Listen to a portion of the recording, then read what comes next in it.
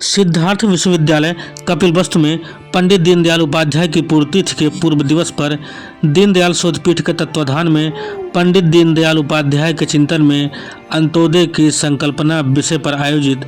एक दिवसीय गोष्ठी के अवसर पर अधिष्ठाता कला संकाय प्रोफेसर हरीश कुमार शर्मा ने कहा कि भारत महापुरुषों और महर्षियों का देश है।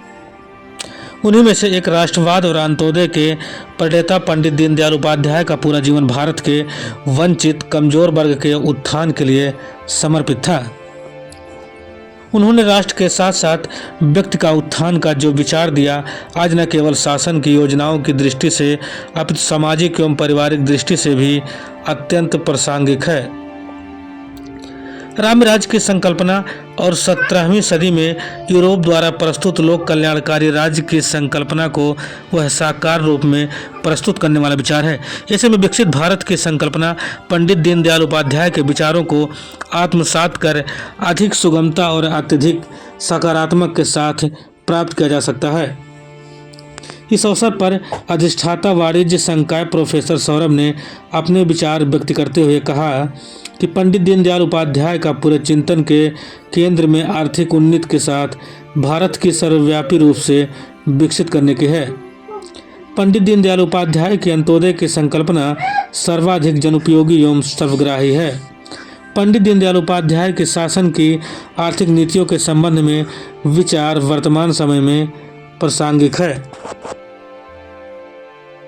इस अवसर पर अधिष्ठाता विज्ञान संकाय प्रोफेसर प्रकृत राय ने अपने विचार व्यक्त करते हुए कहा कि आज भारत हर क्षेत्र में बहुत तेजी से गति से आगे बढ़ रहा है।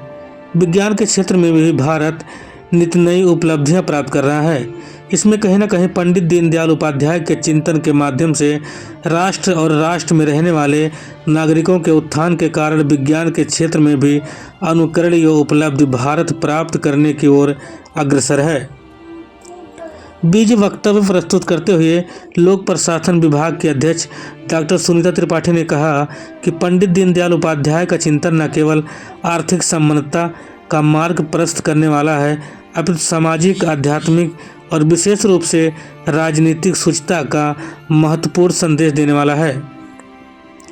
उन्होंने कहा कि जिस तरह से पंडित दीनदयाल उपाध्याय ने राजनीतिक शुचिता के साथ आर्थिक और सामाजिक दृष्टि से भारत को आगे बढ़ाने का चिंतन दिया है, और सौभाग्य से आज केंद्र और राज्य सरकारों ने पंडित दीनदयाल उपाध्याय के चिंतन को आत्मसात करते हुए राम राज्य की परिकल्पना को साकार करने की दिशा में निरंतर कार्य किया है, वह अनुकरणीय है। इस अवसर पर प्राचीन इतिहास एवं पुरातत्व विभाग की अध्यक्ष डॉक्टर नीता यादव ने कहा कि प्राचीन काल से भारत के चिंतन में वंचित गरीब मजदूर किसान की चिंता निहित रही है।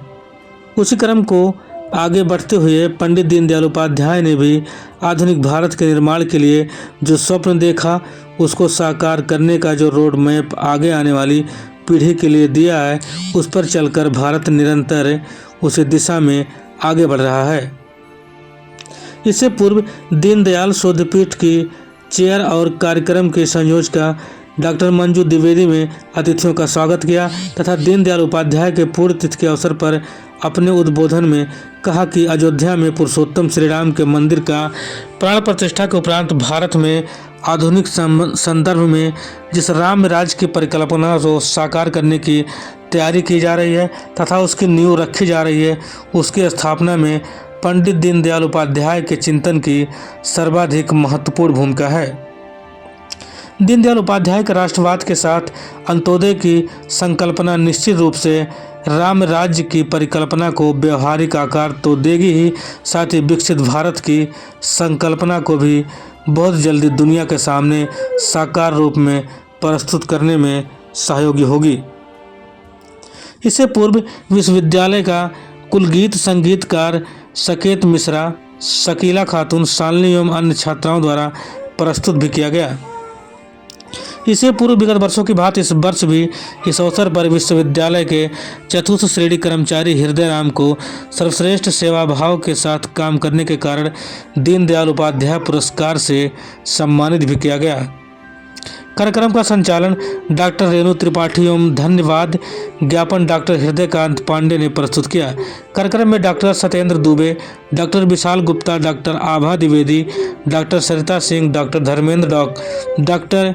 सरदेंदु त्रिपाठी, डॉक्टर हृदयकांत पांडे, डॉक्टर राजेश सिंह सहित शिक्षक व कर्मचारी